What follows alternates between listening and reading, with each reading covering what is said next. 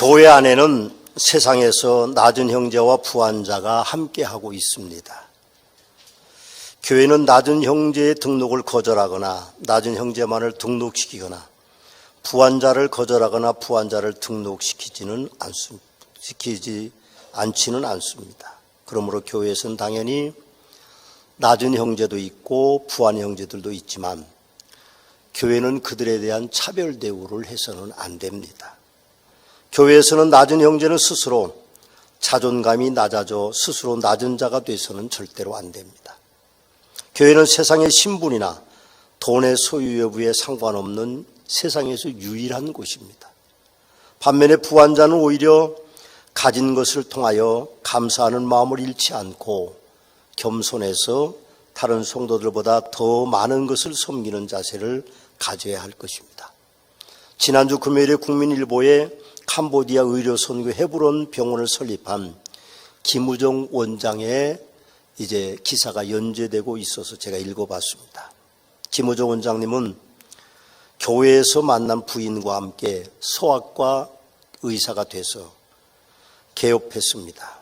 근데 김우정 원장님의 부모들이 원래 북한 실향민이기 때문에 북한에 의료 선교를 하는 꿈을 가지고 있었지만 북한에 들어갈 수가 없었는데 어느 날 갑자기 캄보디아가 영혼의 눈에 들어왔다고 합니다. 그래서 아내에게 캄보디아로 의료 선교를 떠나자 그랬더니 병원을 개업해서 성업 중에 있고 아이들이 아직 학업 중에 있고 결혼하지 않았기 때문에 아내는 10년 후에 갑시다. 그렇게 남편을 설득했지만 남편의 마음은 조급하게 이룰 데가 없습니다. 그런데 자기 마음이 불타니까 아내를 계속 설득했습니다. 그 내용을 보니까 둘째 아들이 군대에서 제대하고 나왔을 때에 아내가 캄보디아로 갑시다. 그래서 병원을 내놨다고 합니다. 근데 병원이 팔리지 않았는데 그분은 병원의 문을 닫는데 감사 예배를 드리고 폐쇄를 하고 캄보디아에 갔습니다. 그리고 2007년 9월 3명의 의료 선교사들과 함께 헤브론이라는 병원을 설립했다고 합니다. 지금 캄보디아에는 1000명이 넘는 선교사가 있지만 의사인 김우정 원장과 그 의사분들의 선교사들은 부한자로 선교하는 그런 아주 멋진 선교사들입니다. 근데 생각해 보면 아무것도 가지지 않고 교회 후원을 받는 선교사들보다 그렇게 직업을 가진 선교사들이 전문 직업을 가진 선교사들의 선교는 아마도 더 많은 선교의 효과가 저는 있을 거라고 생각합니다. 교회는 가난한 분들도 계셔야 되지만 부한 분들도 계셔야 가난한 분들은 자존감을 잃지 않고 신앙생활할 것이고 부한 분들은 분에 넘치게 헌신해서 교회가 아름다워지는 것이라고 생각합니다. 야고보 사도께서는 낮은 형제는 자기의 높음을 자랑하라고 그렇게 말씀하고 있습니다. 제가 말씀을 볼 때마다 그 의미를 잘 이해하기가 어려웠습니다. 낮은 형제는 자기의 높음을 자랑하라고요. 어떻게 낮은 형제가 자기 높음을 자랑할 수 있습니까? 우리가 살아보지만 낮은 형제와 자기의 높음을 자랑하는 것은 스스로 불가능한 일같이 보입니다. 야고보서가 기록된 1세기 56년경에는 인종차별이 심했습니다. 그래서 헬라어를 못하는 사람들은 다 야만인이었고 그리고 빈부 차이가 로마의 제국주의의 탄압 가운데에 아마 모든 사람들이 거의 가난하게 살았을 것입니다. 그래서 야고보서 2장 1절에 4절에 보면 내 형제들의 영광의 주 곧 우리 주 예수 그리스도에 대한 믿음을 너희가 가졌으니 사람을 차별하여 대하지 말라. 만일 너희 회당에 금가락지를 끼고 아름다운 옷을 입은 사람이 들어오고 또 남노한 옷을 입은 가난한 사람이 들어올 때에 너희가 아름다운 옷을 입은 자를 눈여겨보고 말하되 여기 좋은 자리에 앉으소서 하고 또 가난한 자에게 말하되 너는 거기서 있든지 내 발등상 아래 앉으라 하면 너희끼리 서로 차별하며 악한 생각으로 판단하는 것이 되지 않겠느냐 하고 그 시대의 사회적인 풍습과 그 시대의 교회에 흔히 있었던 일들에 대해서 책망하고 있습니다. 예수님의 친동생이신 예루살렘 교회 베드로가 탄압받아서 외국으로 선교를 나간 다음에 이 세대의 지도자였던 예수님의 형제인 야고보는 낮은 형제는 자기의 높음을 자랑하라고 하는데 그 뜻이 뭘까요? 그런 일이 교회에서 가능할까요? 낮은 자란 어떤 사람일까요? 낮은 자란 2절에 대조적인 단어를 쓰고 있는데 부한자라고 하는 단어를 쓰는 것을 보면 일종의 가난한 사람들을 의미하는 것일 수도 있습니다. 그러나 야고보서의 목적이 유대 그리스도인들이기에 로마 식민지물 대부분 가난한 사람들이었을 것입니다. 낮은 형제로 표현된 가난한 유대인들이 자기의 높음을 자랑하는 일이 가능하지 않았을 것입니다. 대부분 사람들은 가난하면 움츠려들고 삶의 용기를 잊어버리기 쉽고 야고보서 5장 9절의 말씀처럼 원망하기 쉽습니다. 부모를 원망하고 다른 사람을 원망하고 바라보는 눈빛이 그렇게 호의적이지는 않습니다. 우리가 다 그렇게 살아왔으니까요.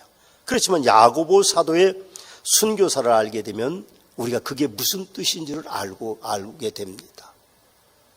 요세푸스라고 하는 역사가가 야고보의 순교의 기록을 우리에게 남겨주고 있습니다. 거기 보면 대제사장 안나스가 이제 야고보를 순교시켰습니다. 근데 안나스는 로마 총독 베스도가 유대 땅에서 죽었습니다. 그리고 로마에서 다른 총독 알비누스가 도착하기 전에 권력의 빈 공간을 이용해서 사실은 유대인들은 사형을 선고할 수가 없었습니다. 예수님이 그래서 본디오 빌라도가 사형 선고를 해서 사형장으로 가셨는데 그 권력의 빈틈을 이용해서 비열하게 불법적으로 야고보를 처형했습니다. 요세푸스는 야고보의 순교의 광경을 우리에게 이렇게 보여주고 있습니다. 야고보는 성전에 들어가서 무릎을 꿇고 있었는데 그의 무릎은 끊임없이 꿇어앉아 있었기에 낙타 무릎처럼 되었다. 그는 정의로운 사람이었기에 사람들은 그를 백성의 보루라는 의미를 지닌 오블리아스라고 불렀다. 안나스와 제사장들은 예수가 누구냐고 야고보에게 물었고 야고보는 예수는 메시아 곧 그리스도라고 대답했다고 합니다. 야고보는 의인이기 때문에 당대의 의인 칭호를 받는 사람이었기 때문에 많은 사람들에게 그것이 확산될 것이 두려워서 제사장들은 그를 돌로 쳐서 죽이려고 했지만 많은 돌을 던졌지만 야고보는 꿇어앉은 상태로 죽음을 맞지 않았습니다. 그때 세탁업자 중에 한 사람이 빨래방망이를 가져왔는데 그 빨래방망이로 뒤에서 머리를 쳐서 그는 순교당했다. 그렇게 1세기에 이제 역사학자 요세푸스는 그렇게 우리에게 전하고 있습니다. 야고보의 순교의 기록을 살펴보면서 야고보의 낮은 형제는 자기의 높음을 자랑하고 하시는 것이 이해가 됐습니다. 낮은 형제는 자기의 높음을 자랑하는 것은 자존감을 잃지 말라는 말은 아닙니다. 야고보서 5장 9절 말씀에서 이제 형제들아 서로 원망하지 말라. 그리하여 심판을 면하리라. 보라 심판주가 문 앞에 서 계시니 말씀하고 또 11절 말씀에서 보면 해가 돋고 뜨거운 바람이 불어 풀이 말리면 꽃이 떨어져 그 모양이 아름다움이 없어지나니 부한 자도 그 행한 일이 이와 같이 쇠잔하니라 그렇게 말씀하시므로 사실은 낮은 자가 자존감을 세우는 것이 아니고 그가 높임을 받는 것은 하나님의 영광을 위해서 쓰여지는 일꾼이 될 때 가능하다는 영적인 의미를 담고 있는 것을 저는 깨달았습니다. 교회는 빈부의 차이가 있어서는 안 됩니다. 가난한 자도 부한 자도 똑같이 하나님의 백성으로서 하나님의 일에 목숨을 걸듯 일하면 하나님께서 그를 높음을 자랑할 수 있도록 해주겠다는 말씀이 기록되어 있습니다. 예수님께서 누가복음 22장에서도 앉아서 먹는 자가 크냐 섬기는 자가 크냐 앉아서 먹는 자가 아니냐 그러나 나는 섬기는 자 중에 너희 중에 있다고 말씀하셨습니다. 주님은 친히 제자들의 발을 씻기실 정도로 섬기는 분이셨습니다. 낮은 자셨죠. 마가복음 10장 45절에서는 인자가 온 것은 섬김을 받으려 함이 아니라 도리어 섬기려 하고 자기 목숨을 많은 사람의 대속물로 주려고 하리라고 주님은 그렇게 말씀하셨습니다. 그러므로 성도들은 낮은 자가 돼야 됩니다. 세상에서 아무리 신분이 높아도 많은 것을 가져도 교회 안에서는 낮은 자가 돼야 높은 자로 대우를 받을 수 있는 것입니다. 서머나 교회 안에서는 목사나 성도들을 섬기고 장로님들과 안수 집사님, 권사님, 교사분들이 성도님들을 섬길 때 오히려 낮은 자가 아닌 높은 자가 될 수 있는 것입니다. 목사가 스스로 높아지려는 것은 하나님의 섭리를 무시하는 무능함을 스스로 드러내는 것이고, 목사, 장로, 안수, 집사, 권사가 권력을 휘두르고 자고하고 스스로 높아지려고 하는 것은 천사의 자리를 버리고 나온 루시퍼와 같은 그런 형태를 띠고 있는 것과 같습니다. 교사가 부름받은 성도들이 학생을 사랑하지 않는 것은 어느 교사의 간증이 내가 가르친 학생 중에 혹 목사가 나올지 혹 대통령이 나올지 모르기 때문에 자기는 그들을 존경하면서 최선을 다해서 가르친다고 말하고 있는 것을, 그 부르심의 본질을 거역하는 것입니다. 교회는 지식이 있는 일꾼이 아닌 지혜 있는 일꾼이 돼야만 됩니다. 물론 지식이 있는 일꾼이 또 많이 가진 사람들이 이제 헌신한다면 금상첨화겠지만, 세상의 학문적인 지식은 하나님이 주시는 지혜에 미치지 못하는 것입니다. 지혜는 하나님이 주시는 것이고 지식은 세상에서 얻는 것입니다. 저는 목사로 부름받은 중학교 3학년 때의 마음에 다짐한 것이 한 가지 있습니다. 내가 만일 하나님 앞에 서원했는데 나를 하나님이 목사로 만들어주시면 나는 성도들을 차별대우하지 않겠다는 마음을 어린 마음에 가졌습니다. 중학교 3학년 어린아이의 눈에 비친 우리 담임 목사님은 편애하시는 분은 아니셨습니다.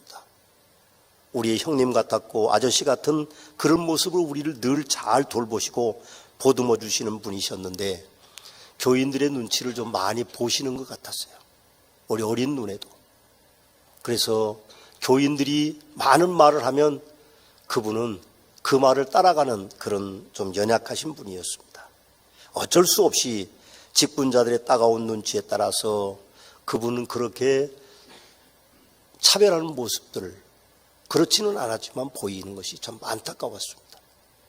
저는 그런 생각을 했습니다. 내가 목사가 되면 절대로 교인들을 이제 차별 대우하지 않겠다, 그렇게 생각했습니다.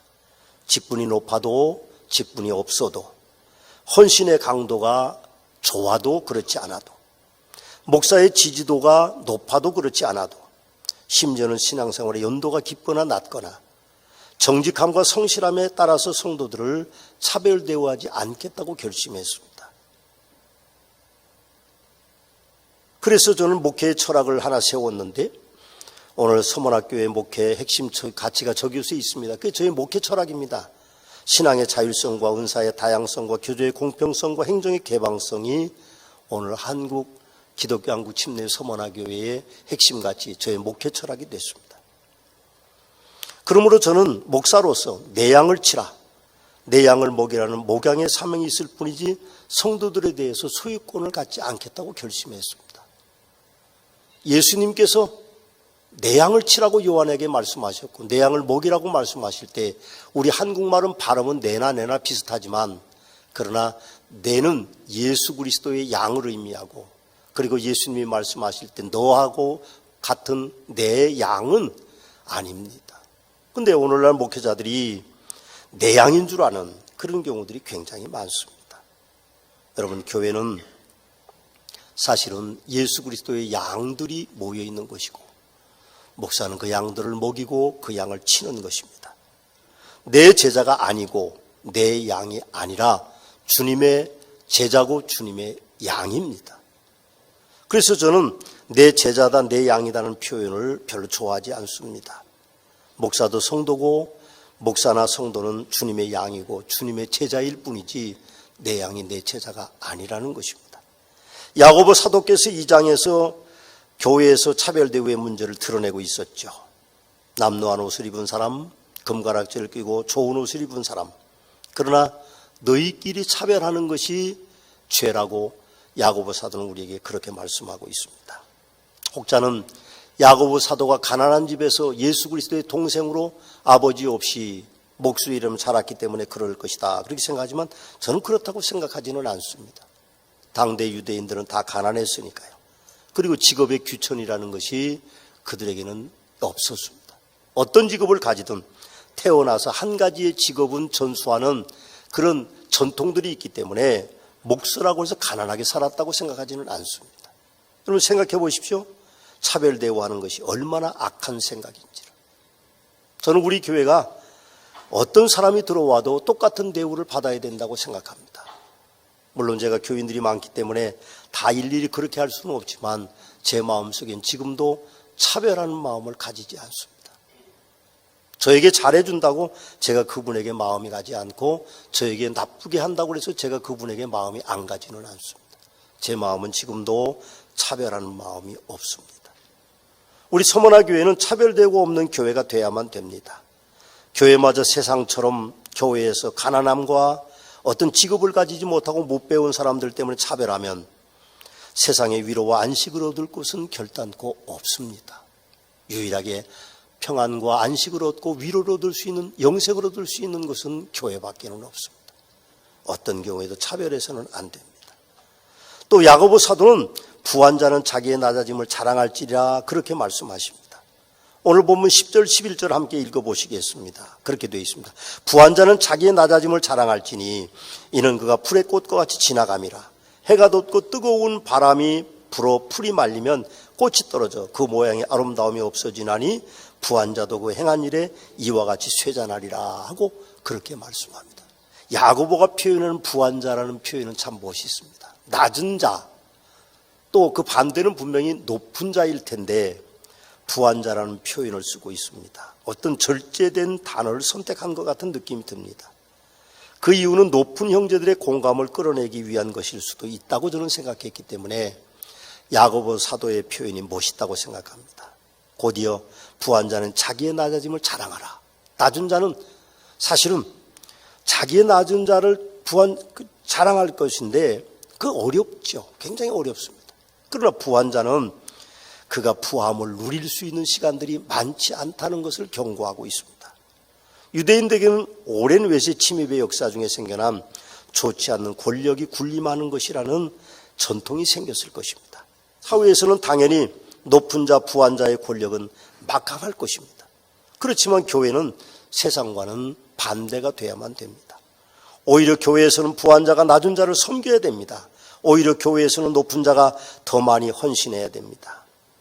여러분, 그 분명한 이유는 야고보 3장 1절에 보니까 내 형제들아 너희는 선생된 우리가 더 큰 심판을 받을 줄 알고 선생이 많이 되지 말라고 그렇게 말씀하면서 야고보 4장 8절에 10절에 하나님을 가까이 하라. 그리하면 너희를 가까이 하시리라. 죄인들아 손을 깨끗이 하라. 두 마음을 품은 자들아 마음을 성결하게 하라. 슬퍼하며 애통하며 울지어다. 너희 웃음을 애통으로 너희 즐거움을 근심으로 바꿀지어다. 주 앞에서 낮추라. 그리하면 주께서 너희를 높이시리라. 그렇게 말씀하고 계십니다. 야고보 5장 1절에 6절 말씀에는 들으라 부한 자들아 너희에게 임할 고생으로 말미암아 울고 통곡하라. 너희 재물은 썩었고 너희 옷은 좀 먹었으며 너희 금과 은은 녹이 슬었으니 이 녹은 너희에게 증거가 되며 불같이 너희 살을 먹으리라. 너희가 말세에 재물을 쌓았도다. 보라 너희 밭에 추수한 품꾼에게 주지 아니한 싹시 소리치르며 그 추수한 자의 우는 소리가 만군의 주의 귀에 들렸느니라. 너희가 땅에 사치하고 방종하며 살육의 날에 너희 마음을 살찌게 하였도다라고 말씀하고 계십니다. 하나님을 향한 부자의 책임이 엄청 크다는 것을 말합니다. 그 부한 자들이 하나님의 영광을 위해 쓰여지면 위대한 역사를 이루는 것이고 그 부한 자들이 가난한 자에게 마음의 문을 열면 곳간의 문을 열면 위대한 은총이 임하게 되는 것입니다. 부한 자의 심판은 엄중하다는 말씀도 덧붙이고 있습니다. 하나님의 말씀인 성경은 현대인의 언어로 전하는 직업이 바로 목사입니다. 저도 목사 중에 한 사람이기 때문에 초대 예루살렘 교회 2대 목사인 야고보처럼 좀 멋있게 설교를 마무리하려고 합니다. 낮은 형제는 자기의 높음을 자랑하십시오. 부하다고 생각하는 이들은 자기의 낮아짐을 자랑하십시오. 그가 풀의 꽃과 같이 지나갈 것입니다.